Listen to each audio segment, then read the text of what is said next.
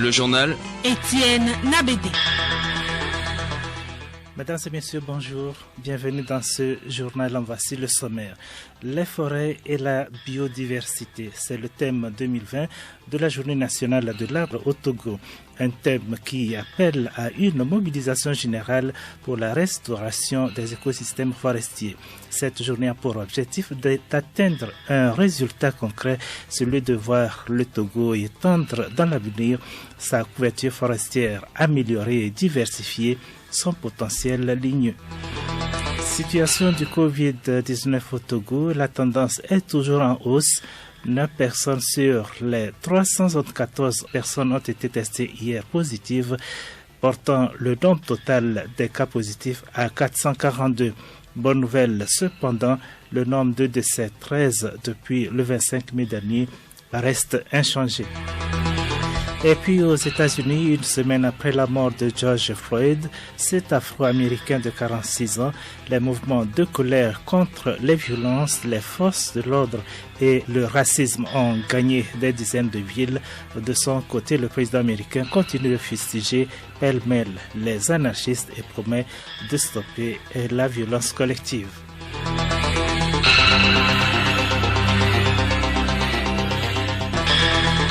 Radiolomé.tg. Mesdames, Messieurs, à nouveau bonjour et bienvenue. 44e édition ce lundi 1er juin de la Journée nationale de l'arbre au Togo. La tradition est toujours respectée. Il s'agit pour chaque citoyenne et chaque citoyen togolais de mettre en terre au moins un plan et ce jour 1er juin, en raison cette année du contexte particulier dû à la pandémie de coronavirus, le ministre en charge de l'environnement, du développement durable et de la protection de la nature invite toutes les structures publiques et privées ayant des projets de reboisement à un respect scrupuleux des mesures de distanciation sociale sur leur site. Professeur Ouonou David Oladokoun appelle aussi la population à soutenir la campagne 2020 du reboisement. La journée de l'arbre a été instituée depuis 1977 par Feu Gnassingbé Yadema, père de la nation.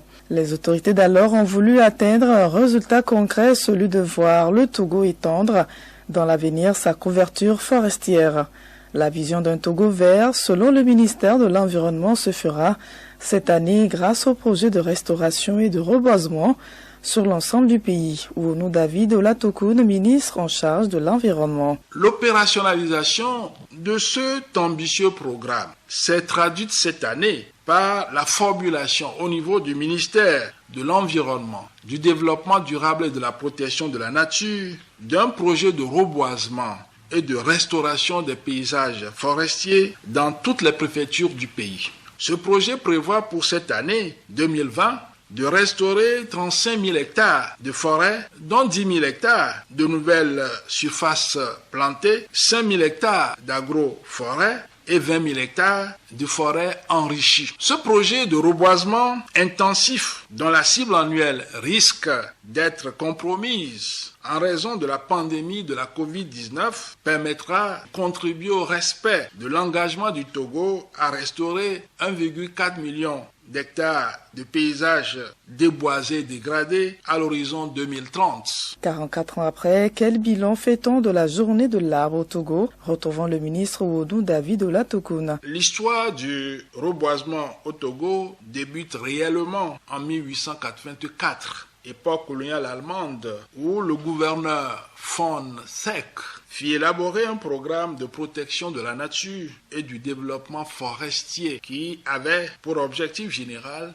de reboiser les zones non habitées. La mise en œuvre de ce programme a permis la création de la première forêt classée, actuel parc national Fazao-Malfakassa, l'installation des jardins botaniques, l'introduction du TEC dans le pays à partir de 1901. La création des périmètres de reboisement à Blita, à Mouchou et Koussountou. La réalisation des plantations de bordure des routes. La création des plantations villageoises autour des marchés, cimetières, écoles et j'en passe. Pour diverses raisons, dont l'action de l'homme, le patrimoine forestier mondial s'amenuise. Ministre en charge de l'environnement. La perte nette de la superficie forestière passée en moyenne de 7,8 millions d'hectares dans les années 1990 à 4,7 millions d'hectares par an au cours de la période 2010-2020. Au Togo, le taux annuel de déforestation est de 0,42% pour la période 1990-2015, soit environ 5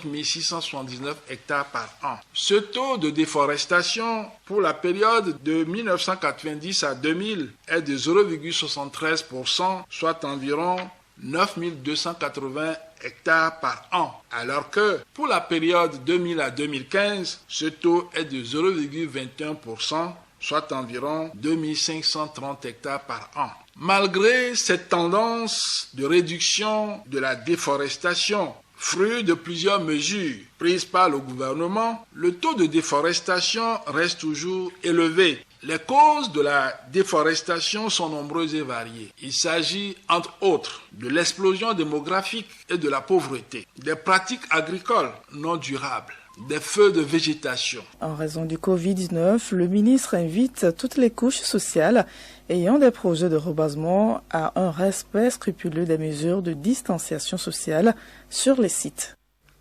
Et toujours dans le cadre de la lutte contre la désertification au Togo, le ministère en charge de l'environnement a procédé ce matin à la mise en place de 200 plans sur le site du centre d'enfouissement technique d'Akepe. C'est le ministre David Oladokoun qui en a donné le temps. Marie-Claire Pagnon.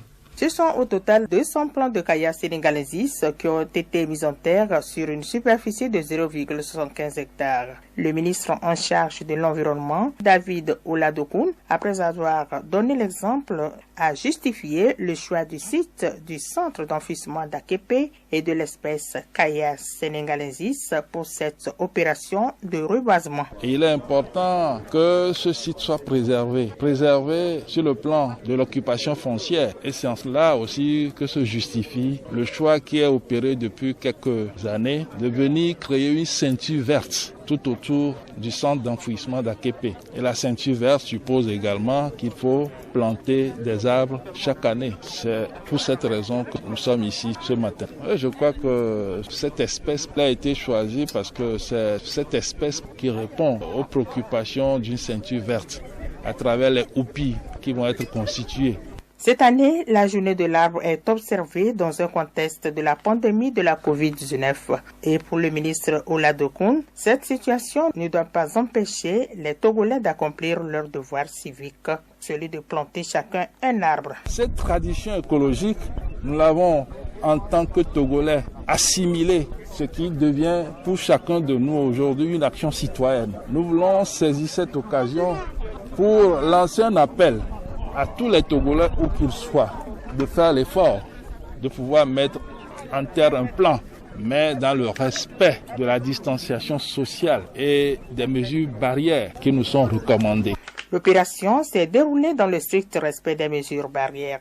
Cette 44e édition a connu la participation de la Fédération pour la paix universelle, FPU, avec à sa tête son président Nini Urojobo Chamuzu.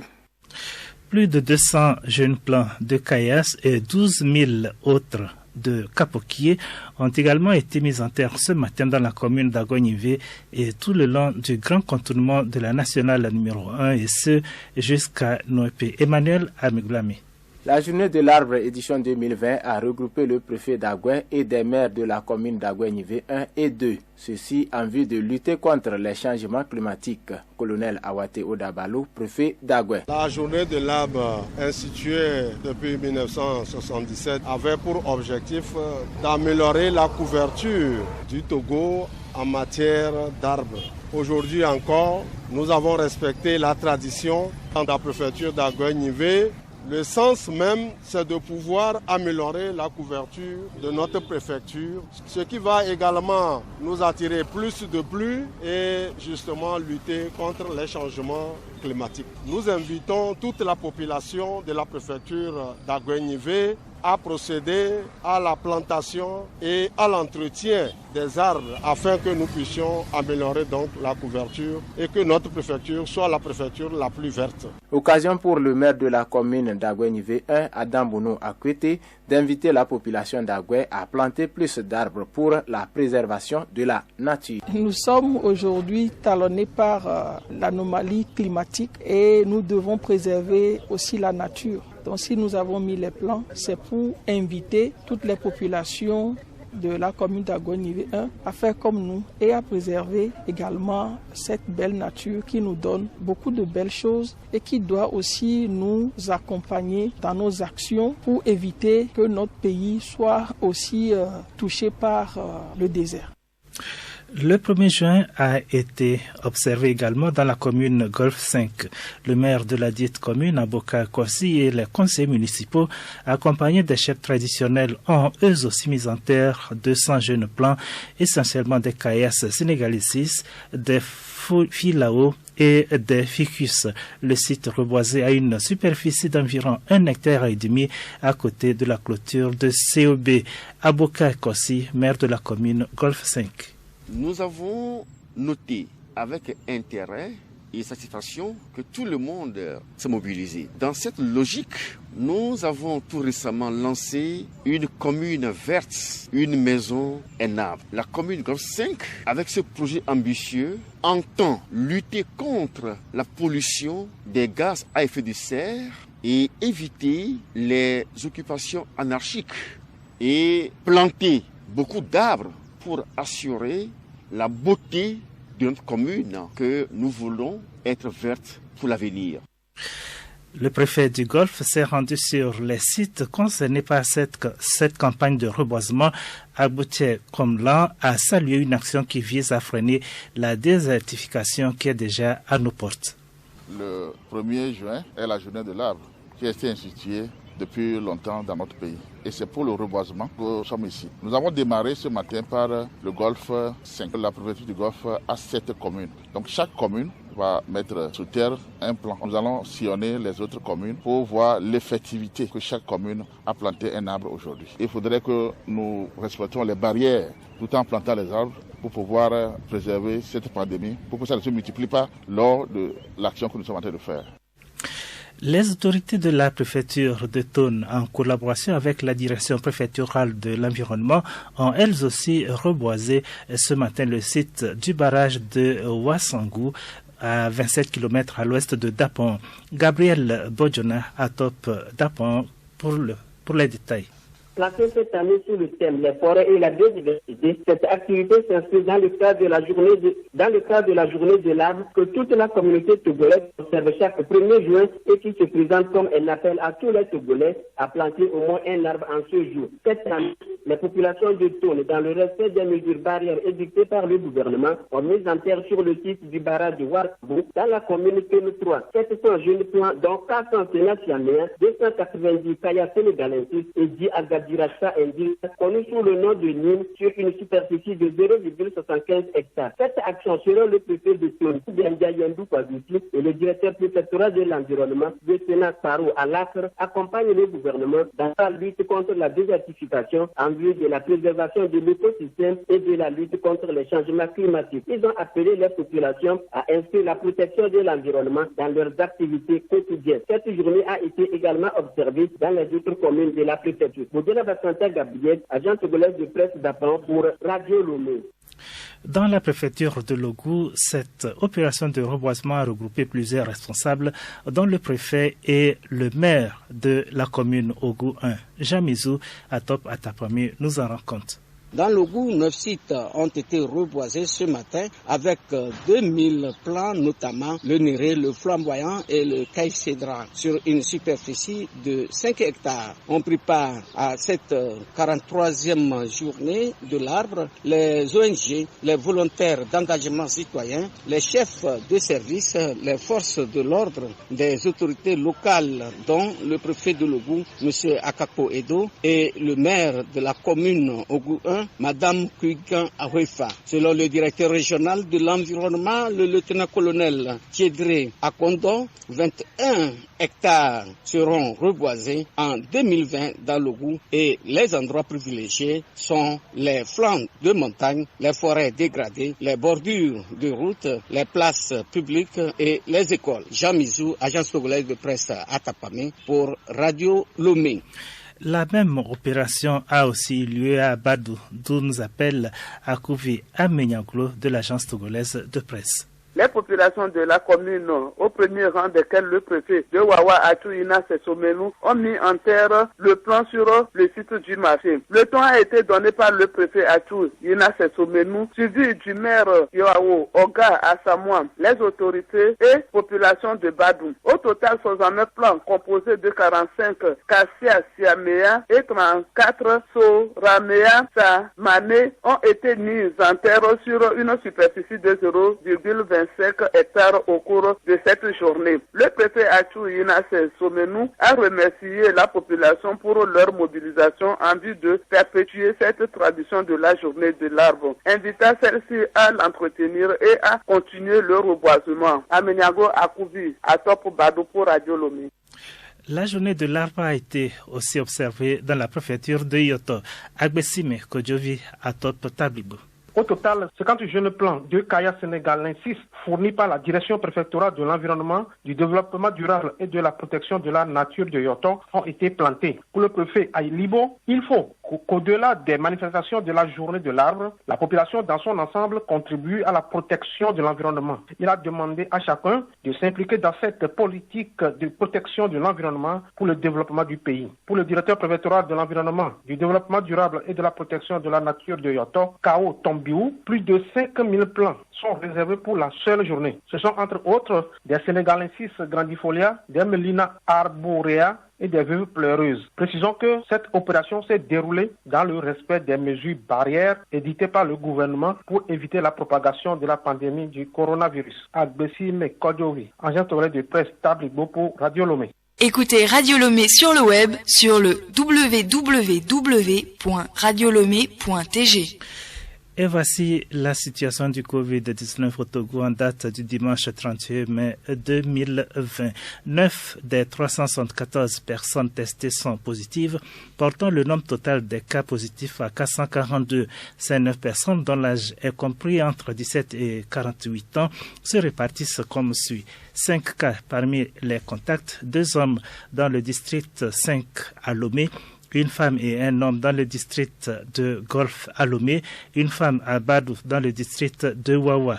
3 cas parmi les voyageurs, une femme et un homme à Kanté dans le district de La Kéran, une femme dans le district de Mou.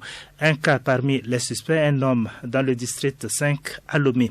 5 nouveaux cas ont été guéris et enregistrés, portant à 211 le nombre total de patients guéris du Covid-19. Le nombre de décès reste inchangé. Le nombre de cas actifs est de 218. Un total de 20 079 tests de laboratoire ont été effectués sur tout l'ensemble du territoire national. Le préfet d'Aguenivé, président du comité de riposte de la crise liée au Covid-19 dans le Grand Lomé, s'est entretenu vendredi avec les chefs traditionnels, les maires, les médecins et autres autorités de la préfecture sur la situation du coronavirus dans la dite préfecture. Nadège Atana Aoui à Top Aguenivé. Il était question de faire le point des divers moyens mis en place pour la lutte contre le coronavirus dans la préfecture d'Aguenivé et les diverses actions menées par ces différentes organisations pendant ces 2 mois d'activité. Les organisations mises en place ont sensibilisé et mobilisé la population au respect des mesures barrières instaurées par le gouvernement. Colonel Awatero Dabalo, président du comité de riposte au Covid-19 dans le Grand Lomé. Sur le plan organisationnel, non seulement il y a ce comité au niveau préfectoral, mais il y a également des comités au niveau de chaque commune, qui sont également déclinés en sous-comités au niveau de chaque village et des quartiers. Ces comités fonctionnent sous le contrôle du comité préfectoral, qui est justement rattaché à la coordination nationale de la riposte contre Covid-19 au niveau national. Comme action menée, il y a eu une sensibilisation à partir de ces différents comités. Ensuite, il y a eu la formation des volontaires au niveau de chaque commune qui relaient donc l'information avec les comités de développement à la base et la chefferie traditionnelle. Les associations aussi sont mêlées et donc il y a tout un maillage de la préfecture afin que l'information puisse atteindre les coins les plus reculés de la préfecture, surtout la diffusion des réalités de la maladie, ensuite les mesures barrières et les mesures sécuritaires, sans oublier les mesures sociales qui ont été décrétées par le gouvernement sous l'impulsion du président de la République. La grande majorité qui prend conscience de l'existence de la maladie et de la nécessité de respecter les mesures barrières édictées par le gouvernement afin de barrer la route à la propagation de cette maladie. Mais nous constatons qu'il y a également de la résistance. Il y a une minorité qui ne comprend pas encore ou peut-être qui est sceptique, mais le travail continue et au jour d'aujourd'hui, l'accent est mis au niveau des points de grand rassemblement que sont les marchés, les ateliers, également les lieux d'échange un peu partout dans les quartiers et villages. Je voudrais exhorter nos concitoyens à continuer le respect des mesures barrières. Également à continuer par conscientiser les citoyens qui ne comprennent pas ou qui sont dans un comportement de relâchement. Je voudrais insister surtout. Nadège Atana Awi, à Top Agouenive pour Radio Lomé. Le journal Étienne Nabédé. Le président malgache Ant Rajouel prend de nouvelles mesures contre le Covid-19. Le pays compte désormais près de 800 cas de Covid-19 et 6 morts. Hier, l'état d'urgence sanitaire a été prolongé de 15 jours lors d'un conseil des ministres. Des mesures ont par conséquent été renforcées dans la région d'Antiranan, à l'est du pays, devenu le principal foyer de contagion. Devant une vingtaine d'invités et 2 journalistes, Ant Rajouel s'est voulu tout de même rassurant, même si le nombre de personnes infectées ne cesse d'augmenter. Nous pouvons dire que nous maîtrisons l'épidémie, a-t-il déclaré avant d'annoncer le début d'essais cliniques d'injection à base d'artémisia avec le soutien de l'Organisation mondiale de la santé. Au moins 115 villes des États-Unis ont été touchées par des manifestations la nuit dernière contre le racisme et les violences policières envers les communautés minoritaires. Comme dans plusieurs autres grandes cités du pays, un couvre-feu a été décrété ce 1er juin dans la capitale fédérale Washington par le maire Muriel Bowser. Mais une foule s'est rassemblée devant la Maison-Blanche pour y scander des slogans en allumant des feux et en brandissant des pancartes.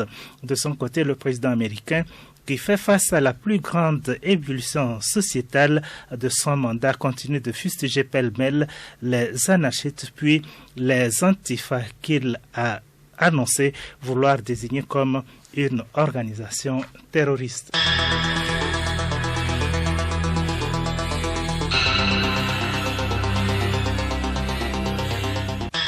Mesdames et messieurs, c'est la fin de cette édition.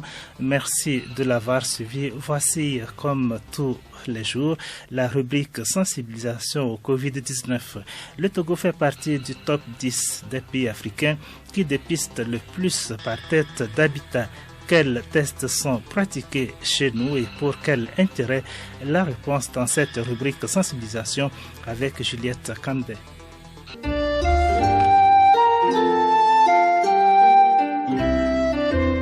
Il existe aujourd'hui plusieurs tests relatifs au coronavirus. On parle de tests virologiques PCR, de tests sérologiques et de tests de diagnostic rapide TDR. La PCR est en anglais et est traduit en français comme réaction en chaîne par polymérase. Le test PCR nécessite un prélèvement nasopharyngé par écouvillonnage. Les tests sérologiques, eux, sont faits grâce à un test sanguin. Ce sont les deux types de tests les plus utilisés. Au Togo, il est fait recours au test PCR, comme l'explique le professeur Djibril Mohamed. Le dépistage qu'on fait au niveau nasal, c'est pour faire la PCR. La PCR, ça cherche directement le virus ou bien le génome du virus.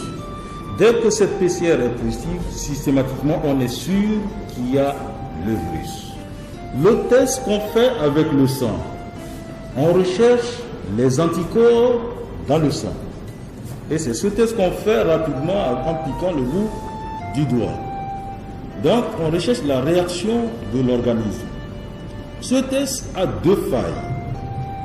Premièrement, quelqu'un qui vient d'avoir la maladie et l'organisme n'a pas encore complètement bien réagi, on fait le test est négatif.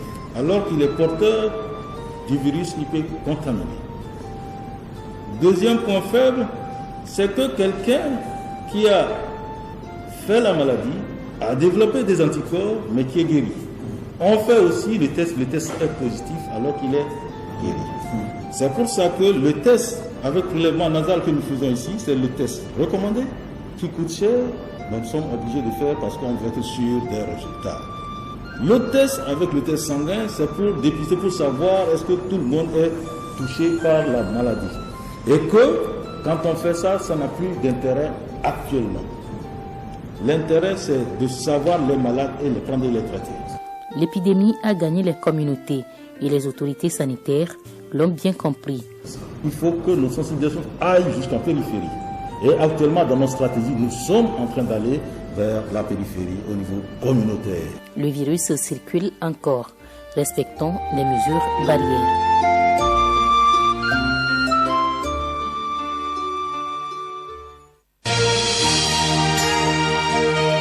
Radio Lomé, boîte postale 434, email radiolomé@radiolomé.tg. Radiolomé.tg